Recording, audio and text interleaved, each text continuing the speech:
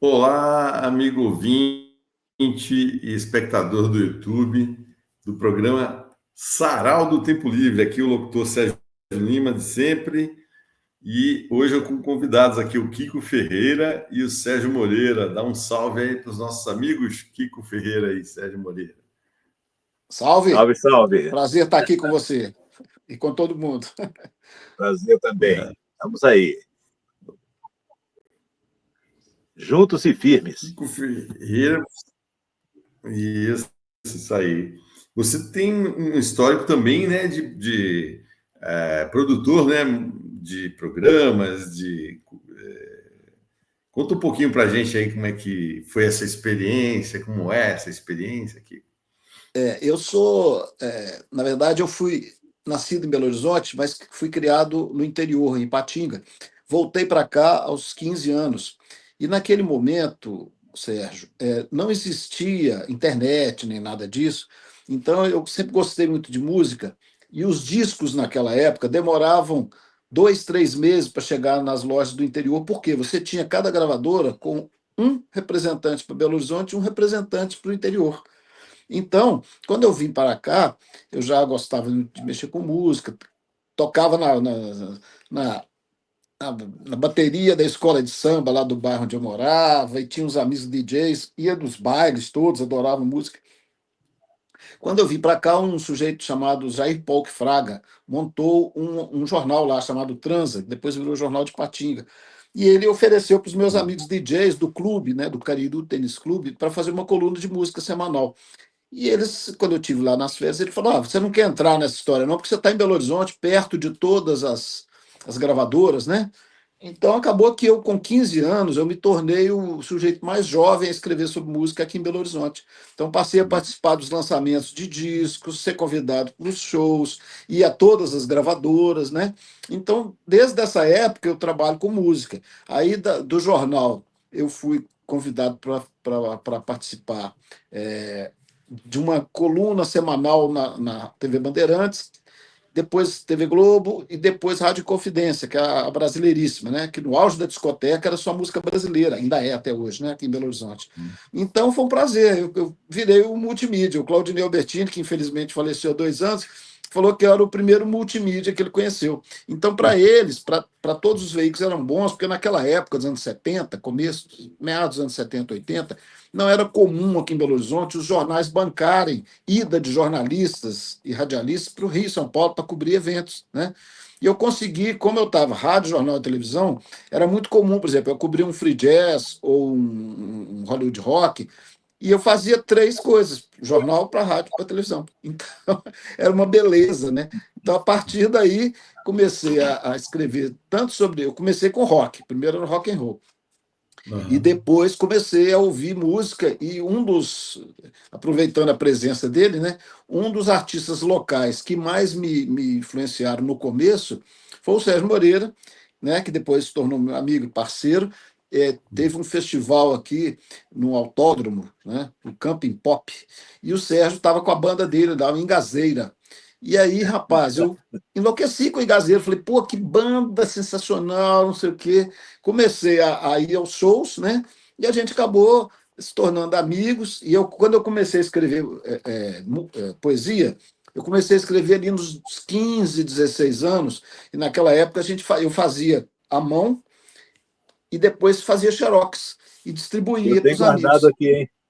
Pois é, eu tive agora, semana passada, num sarau, que a dona do restaurante era amiga de um grande amigo meu, do Renato, falou que tem também. Eu não tenho mais. Mas então, a partir daí, a minha ideia era ser letrista de música, sabe? Todo mundo fala que o crítico é um músico frustrado, né?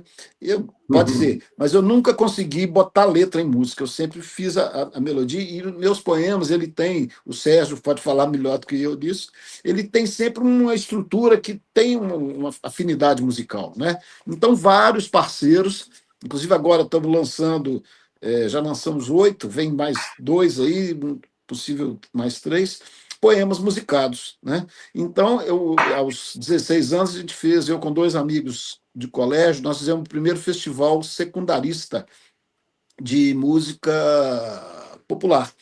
E aí, nesse festival, eu arrisquei minha primeira letra, que foi uma porcaria. uma moça mandou uma melodia, uma pianista clássica, que era tan, tan, tan, tan, tan, tan. Eu falei, gente, o que eu vou escrever em cima disso? Eu fiz uma letra mais pavorosa, nunca registrei nada, que é a primeira vez que eu estou contando isso, que era uma coisa assim, tente, gente, tente agora ir para frente, tente, gente, tente algo diferente. A partir daí, eu descobri que eu não conseguiria botar letra em música. Tem um tecladista chamado Marinho Boffa, uma vez me mandou uma fita inteira com 12 músicas, eu fiquei ouvindo aquilo, e desisti. Então, a partir daí, eu ficava na expectativa de duas coisas. Primeiro, eu trabalhei numa loja, a partir dessa experiência de jornal e tal. Quando eu fiz 18 anos, eu fui trabalhar. Eu precisava estudar e pagar meus estudos. E aí eu fui trabalhar numa loja chamada Gramofone, e o Aaron Dicker, que era um cara que vinha do grande comércio, né, de uma empresa que chamava Embrava, Ingresa Levi, grandes magazines, resolveu fazer uma loja de discos e equipamento de som. E eu tinha um grande amigo, o Renato Mendes, que era amigo dele, vizinho. Aí ele me apresentou ao Aaron Dicker e imediatamente nos afinamos, né? Ele era quase aquele sujeito do Gentle Giant, o cara grandalhão, assim, ruivo, sabe, barbudo, mas tinha uma sensibilidade. Quando era garoto, ele tocava violino, né? Então foi um barato, assim, foi o meu primeiro emprego, um emprego maravilhoso, porque era uma loja na região Centro-Sul, e ela era próxima da Orquestra Sinfônica, era próxima das escolas de dança, era próxima de duas escolas de música popular. Então, era uma escola frequentada, para você ter uma ideia, por exemplo, Fernando Pimentel, que chegou recentemente a ser governador de Minas, né, prefeito. O Fernando Pimentel ficava lá do lado com o maior médico que tinha na cidade. A gente tinha um setor de música clássica muito bacana, essa aí não era eu que escolhia, não, eu escolhia o popular. Então, todo sábado de manhã se tornava um fórum de discussão e de audição de música. Então, a rádio era o dia inteiro. Então, era muito engraçado, assim, engraçado, muito curioso, né? De repente, estava lá o Antônio Adolfo, que essa semana me mandou um disco, conheci o Antônio Adolfo começando, né? O primeiro disco dele, e ele ia lá levar os LPs para vender, né? Então, ia tanto o cara da gravadora quanto o independente. Então, Boca Livre, não sei o quê. Eu me lembro da gente lançar na loja o Somos Todos Iguais Essa Noite, do Ivan Lins, um disco do MPB4. Então, virou um polo cultural, né? E a partir daí eu fui ampliando e estou aí há 50 anos nessa história. E com essa convivência, eu passava os meus livrinhos de xerox para os grandes poetas que estavam lá. Aí um dia o Antônio Barreto, que fez um dos prefácios de um dos meus livros, que era o poeta mais premiado daqui. O Barreto, ele ganhava assim, prêmio Nestlé, prêmio não sei o quê, prêmio não sei, Casa das Américas. E aí o Barreto um dia, e ele era casado com a irmã de uma amiga do colégio técnico, um dia ele falou assim, pronto, você pode publicar. Aí eu publiquei. Em 1982, o primeiro livro, né? Então fui até 2022 lançando 10 livros. E mais ou menos crise de casamento, a cada 7 anos eu lançava um livro novo. E nesse meio do caminho eu dei alguns desses livrinhos de xerox para o Sérgio Moreira, né? Que até chegou um certo momento, nós chegamos a dividir um apartamento, dividindo um aluguel, e o Ele Sérgio me deu depois de um certo... guarida, né? Hein? A verdade é que eu estava sem ter para onde ir. Isso. Aí o Kiko Ferreira gentilmente falou assim, não, então você vai lá para casa. Aí fiquei lá nessa guarida ótima que eu agradeço todos os dias, velho, claro, sempre. Vai. Aí nós criamos uma, e ele fez, então, pegou meu primeiro poema, que ele achou que tinha melodia, que merecia melodia, e fez uma música, né? Que na época se chamou Necessidades. Depois, quando gravou em CD, eu enchi a paciência do Sérgio, que eu tinha um pouco medo desse nome Necessidades, de alguém que não gostasse de mim, falando, necessidades, vai fazer as suas necessidades. Aí a gente mudou para Oriente, mas hoje eu não tenho muito esse problema com necessidades, não. Acho que tanto faz necessidades quanto Oriente. Então, o Sérgio fez o primeiro, depois, mais para frente, fez outro, e acabou que a gente ficou parceiro, né? Bom, então é isso. Aí eu levei o Sérgio para trabalhar na loja comigo, né? Então que o negócio pegou. Né? Bom, aí tem Éramos muita colegas história. de balcão, né? Oi? Colegas de balcão. Exatamente, de e balcão. Colegas para uma vida, né? E muita coisa Exatamente. foi acontecendo. Mas Exatamente. a história da Necessidades Oriente, né? Depois, porque nós fizemos uma enquete, né? Isso. Entre amigos, né? Pô, vamos mudar o nome e tal, a gente está querendo Oriente, não sei, teve isso. E realmente aconteceu. Mas a história é muito boa, porque quando ele me deu o livrinho, o Xerox, o primeiro poema, se salvo me engano, era exatamente Necessidades. E eu tinha uma melodia, assim, meio construída, que eu falei, gente, é impressionante. Quando eu bati o olho na letra, a melodia se casava perfeitamente. Eu falei, cara, não tem outro jeito, né? Vamos casar essas duas pessoas aí. E se transformou numa música que mais tarde eu vim gravar no meu primeiro LP, né? O Sérgio Moreira e tal. Então é isso, eu acho que a vida ela vai conduzindo e vai aperfeiçoando os caminhos, né? É um grande prazer para mim, esse parceirão aí.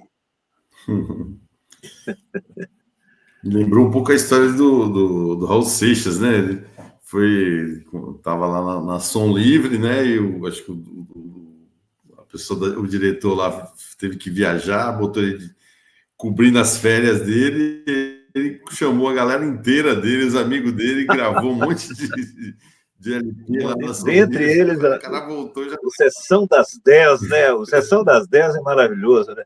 Ele, Cé Sampaio e Miriam Batucada, né, Ferreira? Exatamente. Eu acho que é um dos discos mais icônicos, né? Porque o pessoal saiu, ele chamou, resolveu fazer essa coisa experimental, porque o Raul Seixas, ele era, nem todo mundo sabe, ele fazia músicas para o Gerry Adriane, né? Então, era uma coisa bem comercial, mas ele já tinha o Popular, Raulzito e né? os Panteras, já tinha aquela coisa toda. Então, ele fez um álbum, quem não conhece, procure, chama Sociedades da Gran Ordem Cavernista. Maravilha. Ele tem... Outro Sérgio. Hein? Excelente. Tem um outro Sérgio envolvido na questão. Não é Sérgio. Um cantor, até falecido recentemente. Edi Star. Não, Edi Star. Não, é o seguinte, era Sérgio Sampaio, Raul Seixas, Miriam Batucada, e Edi Star. Então era outsider geral. E era um disco que me ajudou muito em formatação de rádio, porque era um disco assim, tinha as músicas totalmente diferentes uma das outras, bem gravadas, e entre elas tinha vinhetas, que numa época na Rádio Confidência eu cheguei até a usar. Sabe? De repente acabava uma música, ao chegar do interior, inocente por besta, né? Tinha essa música. Aí entrava assim, eu comprei uma televisão, a prestação, eu comprei uma televisão, que distração. Aí entra a outra. Você prefere música melodiosa ou barulhenta? Ah, barulhenta, né? Eu sou jovem. Então, é um disco que não para. Eu aprendi, anos depois, a gente foi fazer uma rádio para adolescentes, a 107 FM, e o Claudinei Albertini, que era meu mentor na Inconfidência, depois fomos fazer isso. Era para jovem de 9 a 16 anos. Então, os programas informativos, eu fazia um de música e tal, tinha que ter 1 minuto. Vinheta, informação e encerramento. Então, a rádio era... Entendeu? E na época, lançamos na 107 a música House, entendeu? A música mais alternativa eletrônica que estava no mundo, que não tinha saído no Brasil ainda, aparecia na 107. Aí, com o tempo, começaram alguns artistas, tipo o Grupo Lune, com a Marisa Hort, tipo a Fernanda Abreu, não sei o quê, começaram a ir para a rádio. E a rádio começou a ganhar um prestígio. E ela tinha um estúdio vitrine, era ao vivo. Então, numa esquina do colégio, Promove, que era o dono da rádio, e ficava lá o locutor e os alunos e quem quisesse ficava lá de fora. Né? E a gente fazia o que se chama conexões. Era o quê? Era no final de semana, tinha 3, 4 repórteres, cada um, jovens repórteres, tinha repórter de 14 anos, de 15 anos, que faziam o que a gente chama de conexões. Assim, ia onde os jovens estavam, como era uma rádio educativa, a ideia era não fazer uma rádio careta. Não era, estamos agora montando uma rádio educativa. Não era, era garotada. E a nossa, estamos aqui agora, para não sei o quê, para não sei o quê, para não sei o quê, não sei o quê. E aí o pessoal ia para as conexões, então a gente escolhia um tema por domingo. Por exemplo, a semana vamos falar, vou chutar aqui, tá? Vamos falar de impostos americanos. Então o pessoal ia, 2, 3 repórteres por lugar, normalmente eram 2, 3 lugares, e aí chegava, e aí, manda um recadinho aí para o Sérgio. Sérgio, eu te amo. Eu mando um recadinho para a Marieta. Aí, no meio daquela confusão, todo mundo mandando recadinho, perguntava, Sérgio, e o que você acha dessas taxas americanas? Aí o jovem falava, eu acho um absurdo, eu acho que é isso mesmo, vamos lá, manda mais recado. Então você entremeava o entretenimento com a boa informação. Então, foi uma aula para mim. Eu aprendi Legal. que tudo em rádio, né? Nós estamos aqui num programa bom. Eu acho que o ideal para programa de rádio é isso que nós estamos fazendo, né? 1 hora. Mas eu aprendi, não sei se você se lembra disso, o tal do biorritmo. Você chegou a pegar essa história? Sim. Né? Então, o biorritmo Sim. era uma história de que você tinha ciclos, né? Emocional, físico, intelectual ao longo do mês. Era em torno de 28 dias. Então, ao longo do mês, você tinha o ápice, aquele momento que a sua parte intelectual estaria melhor, e depois era tudo cíclico, a parte que estaria pior. Então, esse ciclo, esse biorritmo, ele dizia quando que você podia se declarar por um grande amor, quando era bom você escrever um livro, quando era bom você fazer exercício. Então, isso foi me ensinando. O Claudinei tinha na sala dele uma roda que ele inventou, eu não sei se foi ele que inventou, mas você tinha o dia colorido. Então, eu aprendi a fazer rádio o seguinte: cada momento tem uma pegada. Você não pode fazer com que o sujeito que acabou de acordar às 5 horas da manhã e está pegando o carro para ir trabalhar, vai ter uma música cabeça, ou vai ter uma entrevista de 1 hora, se bem que as rádios jornalísticas já mudaram isso um pouco, né? Mas aí você liga quando você quer o jornalismo. Mas a rádio musical, você pode dar um recado pequeno e mais tarde, aí sim, às 10 da noite. Hoje mudaram esses horários, mas era a orientação que a gente tinha. Então eu gravava, por exemplo, uma entrevista com o Arrigo Barnabé de 1 hora, fazia um especial de 1 hora. Agora, ao longo do dia, eu soltava 2, 3 extratos. Entendeu? Então, de repente, Arrigo Barnabé, você tem influência do Frank Zappa? Não tem, não, isso é um absurdo, não sei o quê. Ouça mais hoje às 10 da noite, não sei o quê, não sei o quê. Então, para mim, a aula, para tudo, né? Para rádio, para loja, a gente tinha que saber quem estava na loja, né, Sérgio? Para saber que música que a gente ia tocar. Né? Por exemplo, a Xuxa. A gente vendia muita Xuxa, mas não precisava ficar tocando Xuxa, que todo mundo já conhecia. Então, o cara ia lá comprar a Xuxa, eu tinha que falar, esse cara, o que pode querer mais, hein? Né? Será que esse filho aí que veio comprar a Xuxa, se eu tocar uma Blitz, ou um Bee Gees, um Staying Alive, uma Cyndi Lauper, será que ele vai gostar? Né? Ou uma Fernanda Abreu? Então a gente formou. Outro dia, um sujeito me achou e falou: olha, quero dizer a importância que foi na Inconfidência, e mais tarde outra rádio que a gente montou, a Gerais, na minha formação de adolescente. Porque eu sempre quis sair do preto e branco, sair do hit. Né? Existe uma brincadeira entre os divulgadores aqui que fala que eu sou o último romântico do rádio. Eu tenho 50 anos de profissão, nunca aceitei um tostão para tocar uma música. Se eu achar que a música não é boa, que o meu ouvinte tem que ouvir, pode me dar o que quiser. Pode me dar uma passagem para Londres de volta, em primeira classe, que eu não toco. Pelo menos uma coisa, a gente brinca, né? Nós radialistas, a gente fala que eu também sou administrador de empresa, contador, técnico eletrônico, mas a minha vida toda na comunicação e na literatura. A gente tem um lema do radialista que é ganha-se pouco, mas diverte-se muito. Então, se não for divertido, se não tiver cor, né? Cor e sabor, tudo que a gente faz fica sem graça, né? Fica sem graça. E por isso que eu gosto de 2 parceiros, eu vou passar a palavra, que senão eu fico falando o tempo todo. O Moreira, por exemplo, é um dos músicos que a gente ficou amigo, né? Porque o Moreira fazia uma música mais regional, fazia um rock. Às vezes eu chegava em casa, né, à noite, ele estava lá com um gravador, ouvindo Frank Zappa e fazendo experimentação eletrônica. Né? E então, assim, o Moreira, ele agora ele vai falar disso, fez trilha agora, né, para filme. Então, o Moreira e o Afonsinho, que é outro parceiro, né, de longa data, que aliás tocou a guitarra, né, no solo de guitarra no Necessidades, Sim. são caras, como o Zé Cabaleiro, que é outro parceiro também, são pessoas que têm pluralidade, sabe? Acho que ninguém é assim, né? Ninguém Reto ali, né? é reto, né? Eu acho muito. Eu falo agora, eu fiz vou contar a última antes de você seguir. Eu fiz um projeto agora com o Saulo Laranjeiro durante 3 anos no Rio de Janeiro, que chamava a Música Cantando a Nossa História. Então, era Uhum. uma entrevista de 1h30, era um programa da TV Aleste, do Rio de Janeiro, e ele entrevistava, eu fazia o roteiro, né? Escolhia as músicas. Então, o Sérgio, o Saulo, me fez fazer pesquisas. Eu ficava 3 dias pesquisando, né? Muitos dos músicos que eu já tinha entrevistado, mas músicos, por exemplo, que eu tinha preconceito, como o Luiz Caldas. Luiz Caldas, eu nunca gostei de axé, nunca gostei desse breganejo, nunca gostei dessas coisas. Mas Uhum. já fui a São Paulo entrevistar o Chitãozinho Choró quando eles gravaram Tom Jobim, né? Nunca mais me chamaram para nada. E já fiz, já entrevistei Daniela Mercury, né? Profissão é profissão.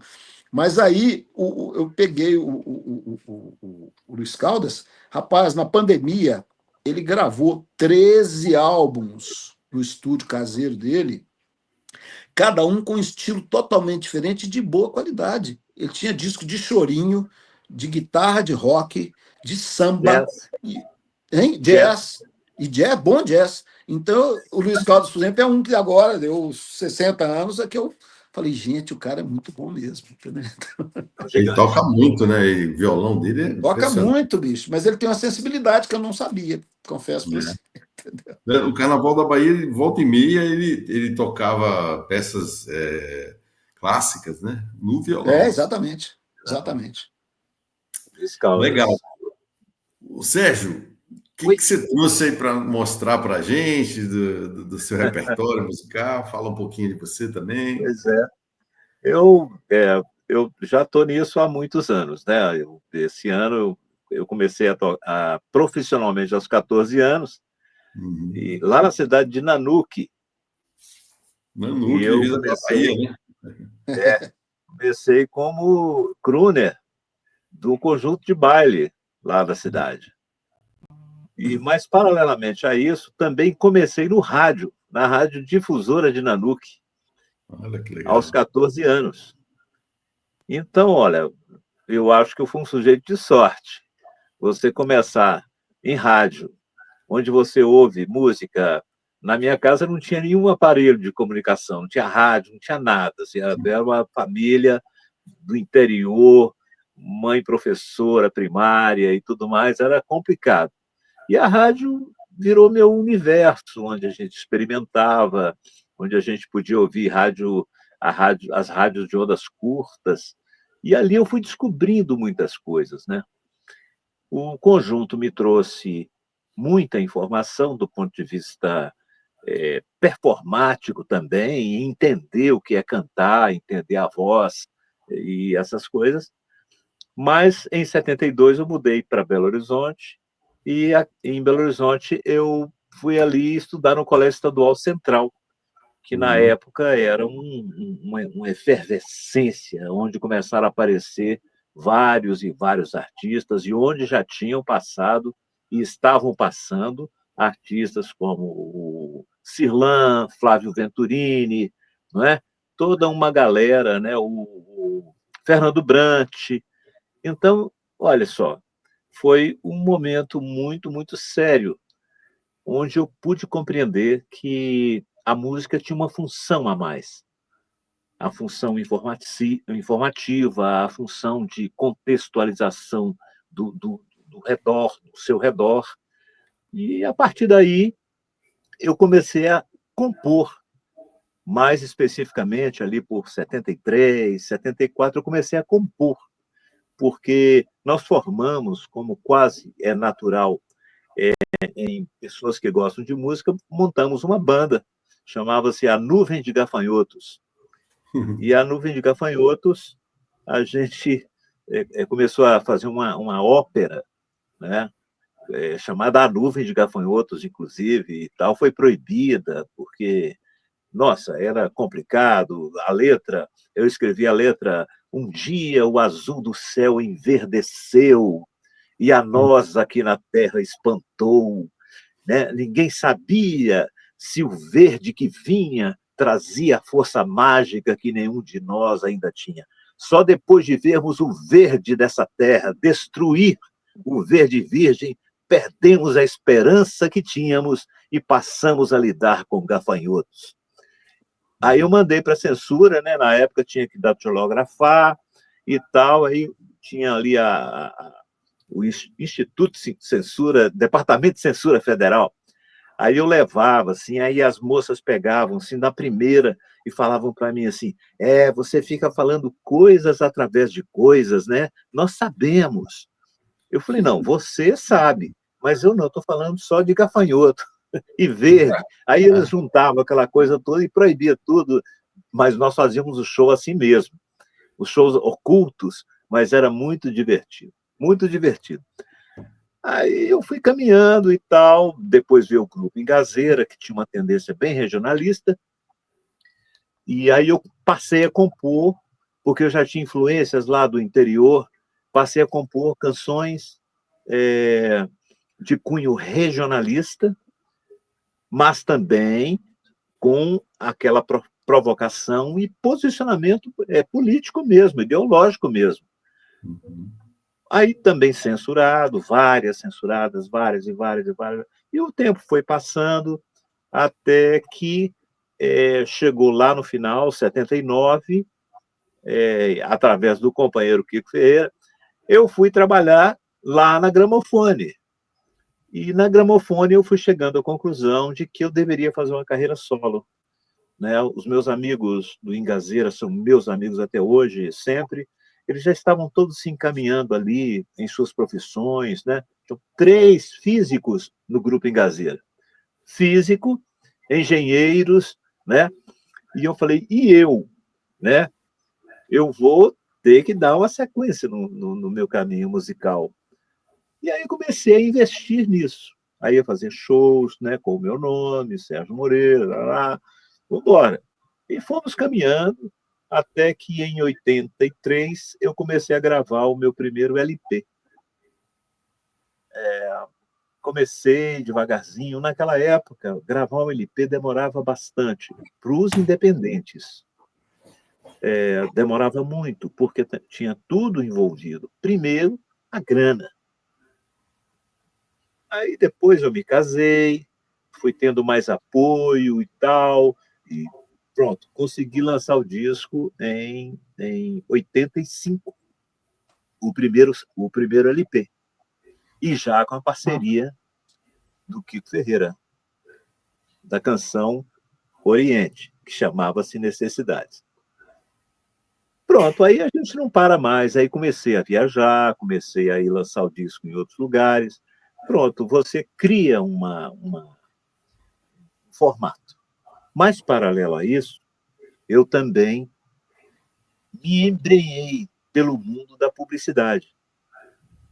Comecei a criar jingles. E as agências gostavam dos jingles.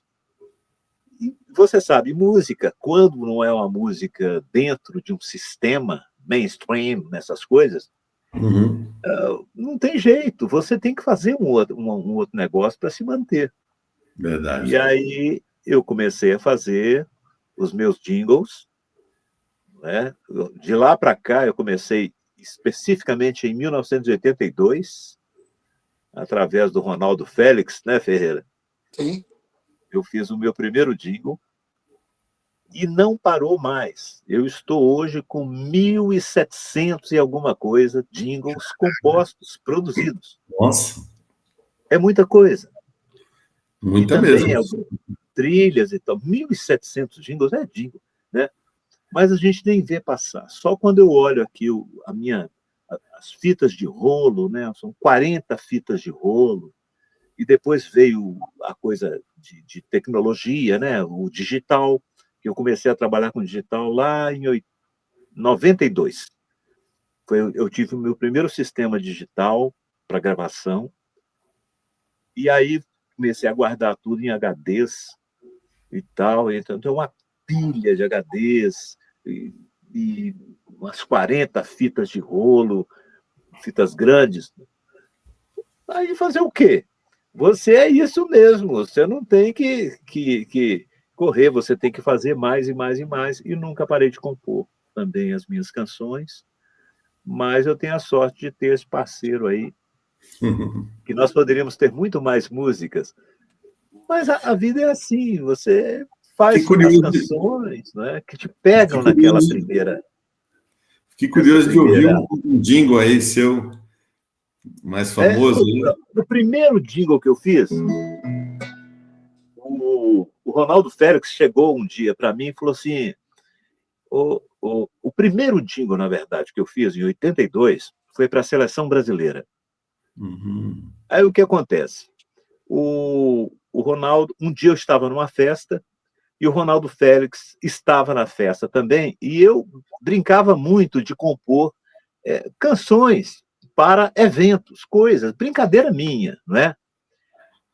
E aí, nessa festa, eu toquei a música que eu tinha feito para a seleção brasileira, né? Porque essa é a Copa da Espanha, 82. Aí eu ficava tocando o pessoal na festa, né? E era assim, vamos lá, seleção nossa, trazer a taça da terra dos espanhóis. Vamos lá, seleção nossa, acontecer, brilhar, nós vamos conseguir. Vamos lá, que a gente entende que o Brasil foi e será eterno rei da bola, eterno campeão pelo tapete verde de qualquer nação. E aí, aí esse cara ouviu e falou assim, rapaz, você já vendeu essa música? Eu falei, não, isso eu faço de brincadeira, para curtir mesmo. Ele falou assim, olha, então faz um cassete, grava num cassete e leva na agência, me deu o endereço, fui na agência, gravei o cassete e fui lá na agência e entreguei o cassete para ele e tudo mais e tal, e falou assim, ó, aguarde, vou apresentar e vamos ver o que acontece. Aí quando foi uns 5 dias depois, ou uma semana, ele ligou para mim e falou, olha, você tem que ir no estúdio para você colocar a voz, porque foi aprovado, e aí essa música vai ser gravada e tal. E lá fui eu para o estúdio HP, aqui em Belo Horizonte, e lá no estúdio HP, eu cheguei, estavam lá as primeiras pessoas que eu tive contato na área de estúdio, né? Que foi a cantora Babaia, a Lucinha Bosco, e o Chiquinho, o Parreiras, né, que depois foi para Inconfidência, né, Kiko? Isso, Ricardo Parreiras. E lá nós cantamos, então, um arranjo dessa música que eu acabei de cantar, feito pelo maestro Zé Guimarães, saudoso maestro Zé Guimarães, pessoa maravilhosa. Gravamos e ficou bonito, ficou muito bacana, com banda e sopros, ficou maravilhoso. E isso foi tocar lá em Contagem. Na época, o prefeito de Contagem, ele colocou lá na Praça da CEMIG, que é uma praça redonda, assim, ele colocou televisões, várias televisões para as pessoas assistirem aos jogos. Eu fiquei muito feliz, falei, cara, olha que maravilha isso. Legal. E estou lá em casa. Quando foi uma semana depois, ele ligou para mim e falou assim, você passa aqui na agência para você receber o seu cachê. Eu fiquei, ainda recebe? Ele falou, ué. Aí fui lá, as vacas eram magérrimas nessa época, viu? E aí ele me pagou uma grana. Eu lembro que ele me deu, na época o negócio era tão difícil, eu não tinha conta bancária, não tinha nada. Aí eu peguei o cheque e falei, cara, eu não tenho nem conta bancária. Ele falou assim, não deixa que você endossa para mim, que eu vou depositar e te entrego o dinheiro. E aí foi exatamente nesse período que eu comecei com jingles. Legal. Muito legal. Ele... Essa Copa de 82 ficou marcada, né? A seleção que merecia ter levado o título. E não levou. Levou, né? Muito complicado. Tinha até aquele jingle também que o próprio Júnior fez, né? O Júnior Capacete, né? Voa, canarinho, voa, né? Muito. Por esse povo que és um rei, né? Júnior Voa, Capacete, canarinho. hoje é locutor, quer dizer, locutor não, é comentarista da Globo, né? Exatamente. Jogava nessa seleção, né? Jingle é sempre assim. Aí logo depois veio outro. Aí nossa, na época foi uma coisa incrível, né? Aí vieram as campanhas políticas. Uhum. Eu cheguei a dormir no estúdio Bemol, assim, dormia, porque no outro dia de manhã tinha gravação. E eu lembro até hoje que dentro do bumbo assim, tinha um travesseiro que era para abafar o som do bumbo e tudo mais. Eu pegava aquele travesseiro assim, de 1000 anos que já estava lá dentro do bumbo. Eu dormi naquele travesseiro, lá na Bemol, do nosso saudosíssimo amigo Dirceu Cheire. E foi assim. Depois eu montei o meu próprio estúdio e comecei a caminhar.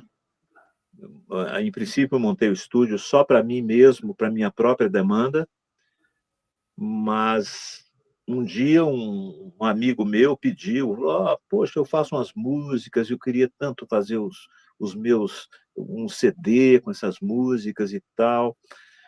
Aí eu falei, a gente quer saber? Vamos embora, vamos junto. Aí eu produzi o primeiro CD no estúdio, porque eu já conhecia os músicos todos. Então, a minha oferta, além de uma qualidade de som bacana, era também uma qualidade de arranjos bacanas. Então, eu estudava a música da pessoa e do músico amador, né, do compositor, e convidava músicos de alto nível para trabalharem ali, inclusive o arranjador. Legal. Juntava tudo e produzimos belos CDs de pessoas que não são profissionais de música, mas que têm um orgulho imenso de tal. E tocou, os discos tocavam nos lugares porque eram bacanas mesmo. E produzi outros CDs também, de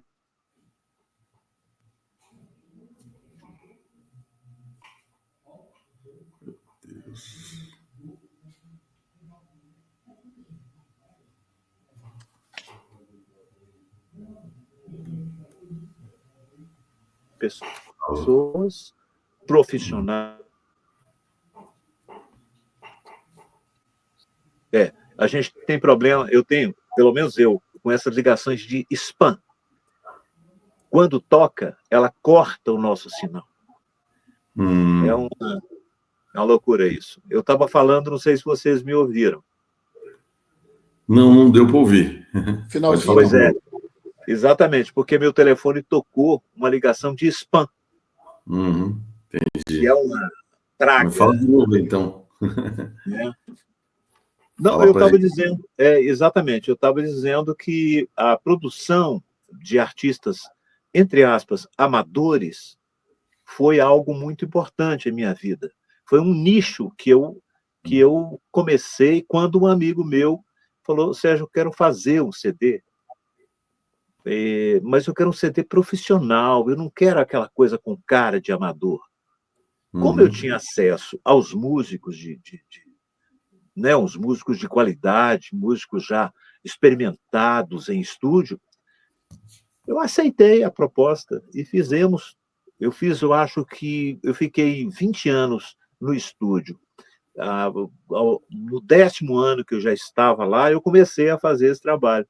Consegui fazer 20 CDs, né, de artistas. 20 CDs nesses 10 anos. entre outras produções, que outra parte, como o grupo Corpo, ele tem uma ONG chamada Corpo Cidadão. Uhum. E esse Corpo Cidadão, ele inclui crianças carentes na área de dança. Legal. Então, eles fazem, não sei se fazem ainda, né? Mas na minha época nós fizemos 2 CDs de trilha sonora para o Corpo Cidadão. Eu e o grande percussionista, meu amigo, Bill Lucas. Fizemos, e depois as crianças, as coreografias feitas pelo Pederneiras, e as crianças encenavam no Palácio das Artes, que é o nosso teatro principal aqui. Uhum. É impressionante você ouvir uma música, e muitas das músicas são composições das crianças. Nós fazíamos Legal. apenas uma ou outra canção para compor, né, fazer um elo disso aí. E eu assisti pelo menos a 2, né, que foram os 2 CDs que nós fizemos de trilha sonora para eles. Então isso é muito bom, isso é um orgulho você ver, né, uma Privilégio, né? instituição como o Grupo Corpo abraçar essas causas sociais também. Então, tudo é evolução, vida é isso. É Com certeza. evolução, e você tem que pegar essa oportunidade e tentar caminhar junto. Eu creio que Sérgio, vamos mostrar uma canção sua? Você mostrou lá o jingle, mas eu queria ouvir uma canção sua aí que você preparou para mostrar para os nossos amigos.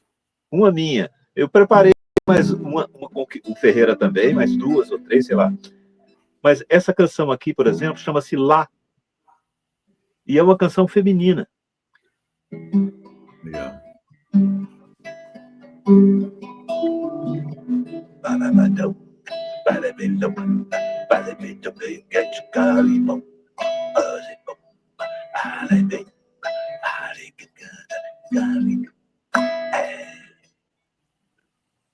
Dia que irá, dia que vai me levar, leva pra lá pra eu pensar, encontro tudo lá. Lá por detrás da manhã, sou prisioneira, sou fã desse seu jeito de olhar, da sua voz mansa. Diga se é ouro ou carne, esse seu beijo sem fim, que fica dentro de mim, que leva a viajar. Saudade em mim já raiou, é sol, é cantiga, é luar. Eu sou a mulher do seu dom, eu acho que sou sua vida.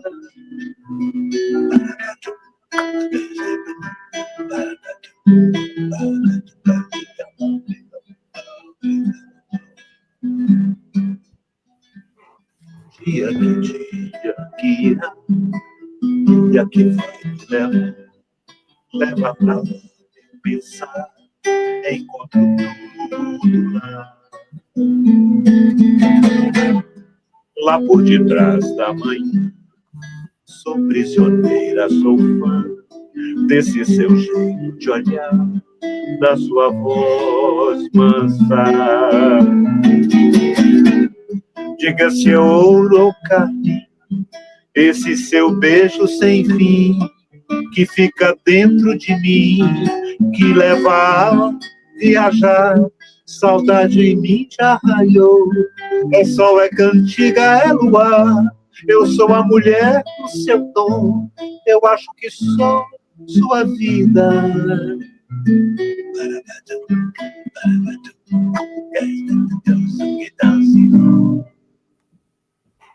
Aê, esse é Sérgio Moreira. Lá. Muito bacana. Muito bacana o som. Essa música ela foi cantada pela filha do Marco Ribas, Júlia Ribas, Uhum. E a Júlia cantou lindamente. Tem no YouTube, Sérgio Moreira e Júlia Ribas, ou Júlia Ribas e Sérgio Moreira. As pessoas podem ouvir.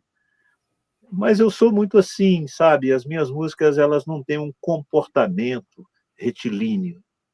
Eu vou compondo, compondo, compondo, compondo, e as coisas vão tomando uma forma. No final, a gente olha para a árvore assim, com aquelas pencas de frutas, não é? Aí você vê de tudo, você vê maçã, pera, bananas, entendeu? Uhum. É uma árvore que gera uma série de coisas. Talvez pela influência do jingle, não sei. Então, às vezes, eu acho que a própria vivência vai me, como a gente diz na área de jingles, né? Vai me brifando, né? É um briefing, Certeza. né, Bacana. Ferreira? Isso. Ia passar a palavra para o Ferreira aí, para o Kiko Ferreira, para ele também tocar alguma coisa sua, né? A gente conversou bastante, né? A conversa hoje foi boa, mas É, também as o programa músicas é é o de Moreira que música. toca. Eu leio. Então, vou mostrar Você vai alguma ler. coisa Então, isso. que eu lancei agora, em 2022, esse livro, Tempo Diverso, Kiko Uhum. Ferreira, né? É de 1982 a 2022. Por quê? Eu falava isso, olha, tem um ótimo poeta que chama Tonico Mercador, ele lançou uma antologia de 50 anos de literatura. Mas eu, com esse mundo maluco, eu falei, será que eu chego a 50? Então, vou lançar logo. Então, são os 10 livros, né, que eu lancei desse tempo todo, e mais um inédito chamado Pós-Calipso, que baseado no o poema, foi até premiado no Itaú Cultural para poemas feitos na pandemia, né? Então era essa brincadeira de o que você fez durante a pandemia. Então vou ler Uhum. esse poema chamado Pós-Calipso. Como nada sabia ao certo, pulei xadrez, dancei squash, lutei vôlei de praia, fiz buquê de brotos de samambaia, bebi morangos mofados vivos, explodi arroz selvagem, fiz geleia de quiabo e vagem, musiquei bula de remédio, viajei mundo em busca de tédio. Fiz macumba para o Vaticano na última hora do último dia do ano. Salvei carvão de incêndio, li Ulisses em pique de rap, cantei The Ladies and Tramp em clima de sofrência, fiz aquarela com jatos de sangue e mel, chamei Júpiter de Sol, assaltei banco imobiliário e comprei um lote no centro da terra Uhum. prometida. Ótimo. Legal. Uma brincadeira Assaltei que banco imobiliário foi Bom, forte. não é? Ah, tem que ser. Eu gosto dessas imagens, né? Aprendi no época da TV Minas, né? Quando a gente começou a fazer a TV, é, boa parte a gente teve uma felicidade lá no final dos anos 80. Eu comecei como assistente de produção do Saulo Laranjeira, né? No programa Arrumação, que é uma tradição até hoje, mas nós tínhamos um programa chamado Agenda, que era um programa que a boa parte dos profissionais que estavam ali, todos começando em televisão, eram e se tornaram depois grandes videoartistas, né? Diretores de vídeo, tipo Lucas Bambosi, curadores, né? Uhum. É, Eduardo de Jesus, uma série. Então a gente fazia totalmente fora do que era correto, entendeu? Do que era standard. Então eu sou um jornalista que raramente eu começo uma matéria com o lead, né? Onde, quando, por quê, não sei o quê. Eu sempre gosto de começar com uma atração, com uma coisa que pegue a pessoa. E vários jornalistas que entrevistam para a rádio e televisão têm falado isso, né? Que você primeiro você precisa conquistar o ouvinte, ou o leitor, ou o apresentador, ou quem quer que seja, para depois você entrar no assunto, né? Então a gente ficava, para você ter uma ideia, a gente tinha às vezes no programa Agenda, que não tinha repórter, a gente chamava diretor de externa, então o sujeito falava sem a pergunta aparecer, né? Então tinha os maluquices, assim, tipo o Guto Lacasse, por exemplo, né, que é um grande artista plástico, o dia que ele viu a matéria, ele falou, não, eu quero o meu portfólio, entendeu? Então a gente pegava os casos malucos, assim, por exemplo, o Arnaldo Antunes falou que ia sair dos Titãs no nosso programa. A Lídia Bronde estava no auge na Rede Globo, foi lá dar uma entrevista, pirou, ficou a tarde inteira lá com as perninhas em cima da mesa, conversando com a gente. Então, assim, Uhum. eu tenho essa felicidade, assim, né, de ter é, é, uma carreira múltipla mesmo, né? E essa coisa do Itaú Cultural, que me deu o prêmio sobre esse poema, o Itaú Cultural eu já conheci, por exemplo, em 2006, 2007, não me lembro exatamente, no Rumos, eu participei de uma excursão por 17 cidades do Norte e Nordeste. Conheci Norte e Nordeste, né, começou em Vitória e depois terminamos lá em Manaus. Então foi um mês convivendo com 4 grandes escritores, com 4 esse Ronaldo Lemos, tá, a turma toda da inclusão digital, né, com a turma da literatura, com a turma da música. Né? Então, era o dia inteiro de palestra, cada 2 cidades, pelo menos, por semana. Então, essa troca de informações, né, é um negócio que eu não esqueço nunca mais. Então, a vida inteira, eu gostei e por isso que o Sérgio Moreira é meu grande amigo, parceiro, é porque a gente tem essa coisa mesmo, de não ficar só num quadrado. Né? Eu tenho uma entrevista que eu fiz com o Caetano Veloso, quando ele lançou o primeiro disco dele, ganhou o primeiro disco de ouro, com um Sozinho, que ele fala na entrevista. Ninguém consegue ouvir hit parade o dia inteiro, nem todo mundo é tão burro. Então eu usava como vinheta do meu programa, entendeu? E outra que o Gilberto Gil fez no Sol de Oslo, uma música que chama Rap, que quase ninguém conhece, que ele fala: o povo sabe o que quer, mas também quer o que não sabe. Então, acho que a profissão da gente como comunicador, né, você aí como radialista, a gente como poeta, como músico, é isso. Você tem que dar uma coisa que o povo goste, mas também você tem que mostrar a novidade. E eu trabalhei com alguns artistas na vida, assim, fazendo release, né, e tal, assessoria de imprensa.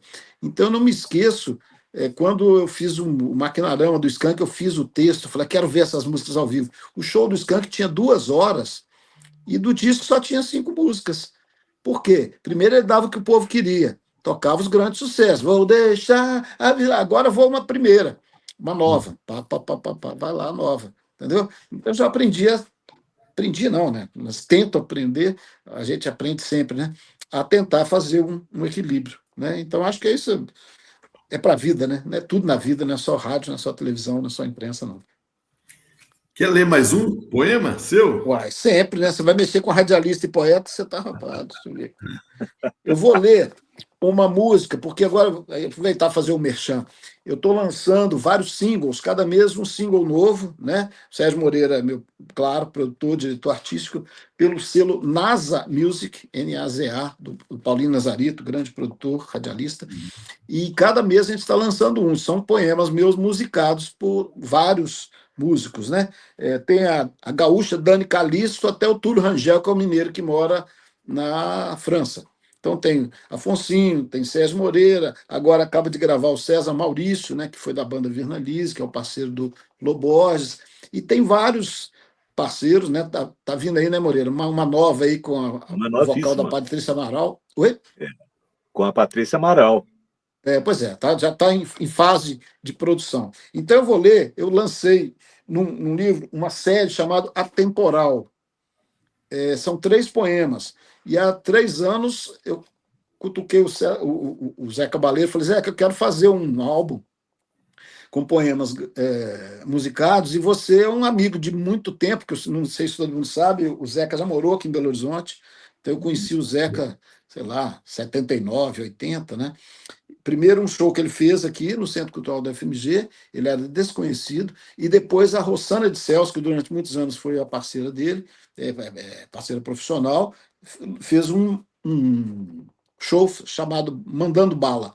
Aí mandei 8 poemas para ele, ele falou: dei esse livro, quando eu dei, eu tinha acabado de lançar, quando eu fiz uma live daqui de casa com ele e o Vinícius Cantuária, de um disco lindo que os dois fizeram, e era um negócio que era para ser 1 hora, ficamos 2 horas e meia conversando. E aí, no final, eu cutuquei, ele ficou 1 ano e pouco, mas acabou fazendo. Então, ele pegou um dos poemas da série que eu chamo de Atemporal e fez uma melodia linda. Então, todas essas músicas, né, estão lá nas plataformas, e quem se interessar aí pode entrar na Kiko Ferreira Poeta, né, no Instagram, e se algum músico aí ler alguma coisa e quiser fazer, será um prazer botar na nossa roda, né, Moreira? Então, vamos lá. Atemporal.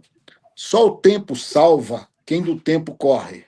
Morte ao feito, morte ao medo, morte ao acabado e pronto. Só o tempo aprende, só o tempo cura, Só o tempo urra no passar da tropa.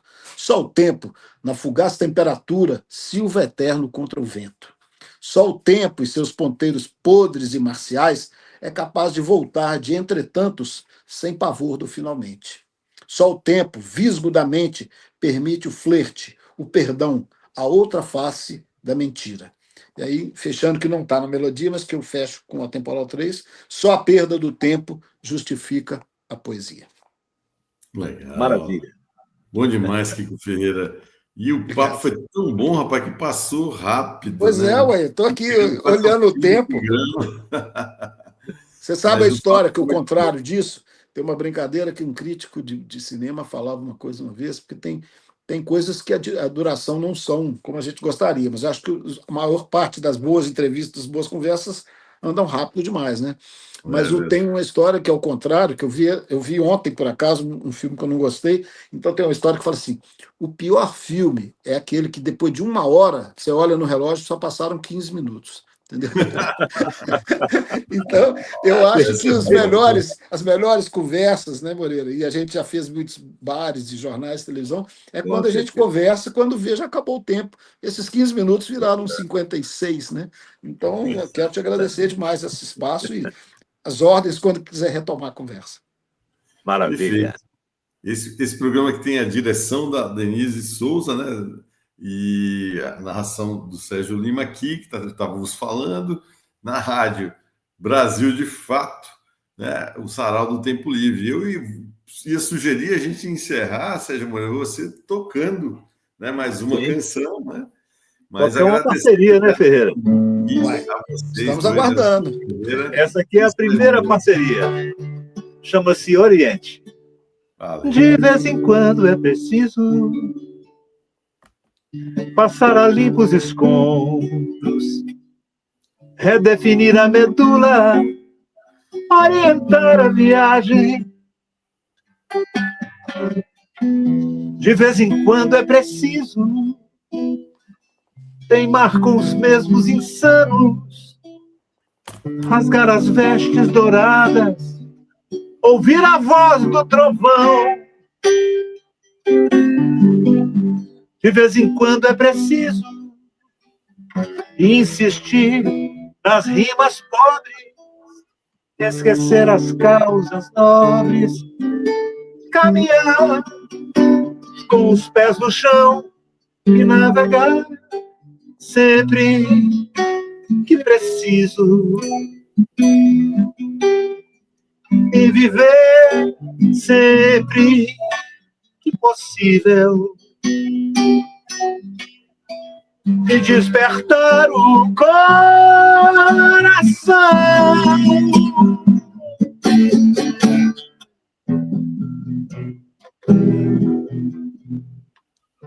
De vez em quando é preciso passar a limpo os escombros, redefinir a medula, orientar a viagem. De vez em quando é preciso teimar com os mesmos insanos, rasgar as vestes douradas, ouvir a voz do trovão. De vez em quando é preciso insistir nas rimas pobres, esquecer as causas nobres e caminhar com os pés no chão e navegar sempre que preciso, e viver sempre que possível, e despertar o coração.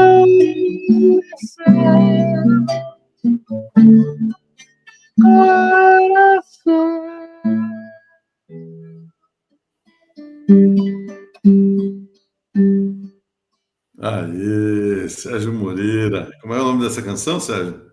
Chama-se Oriente. Oriente. E aí fica a dica, né? Letra do Kiko Ferreira. E foi o primeiro livro impresso em xerox que ele me apresentou no balcão da loja em que nós trabalhávamos. Eu abri e lá estava já a melodia em Mi e a letra pronta. Foi só um encaixe. Foi tudo perfeito. É uma balada, né? Uma balada. Eu gosto muito de cantar e as pessoas gostam muito dessa música desde quando nós fizemos, né? Ela foi composta mesmo foi final de 79, tá?